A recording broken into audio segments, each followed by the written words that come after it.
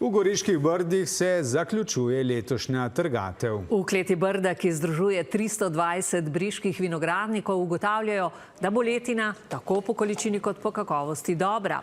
Kupci sicer v zadnjem času najraje posegajo po lahkih vinih z nizkimi alkoholnimi stopnjami. Mateja Polšak-Čuk. V Goriških Brdih so s trgatijo za klasične penine začeli že 18. avgusta, ta teden pa je z vinogradov slišati še zadnje tipične zvoke zgodnje jeseni.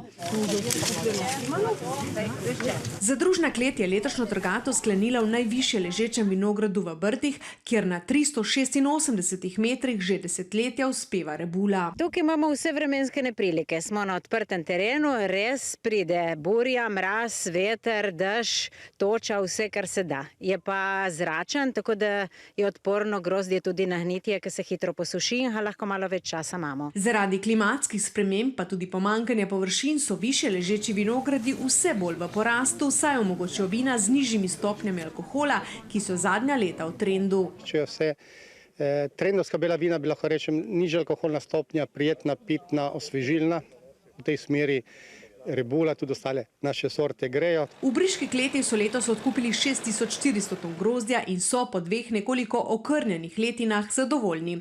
Odkupno ceno grozdja so lani dvignili za petino, zato letos ostaja ista, povprečno 90 centov za kilogram.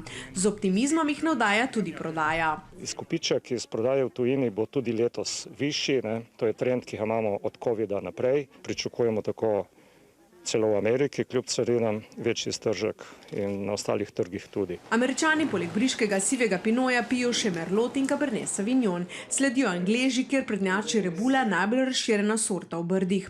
Posebej so ponosni, da briška vina pijejo tudi v Italiji. Večina tega trga je celo v Rimu ali pa Milanu, ni samo tu ob meji. Gre za vina srednjega in visokega cenovnega razreda. Njihov iztržek v Italiji bo tako letos znašal prek 500 000 evrov.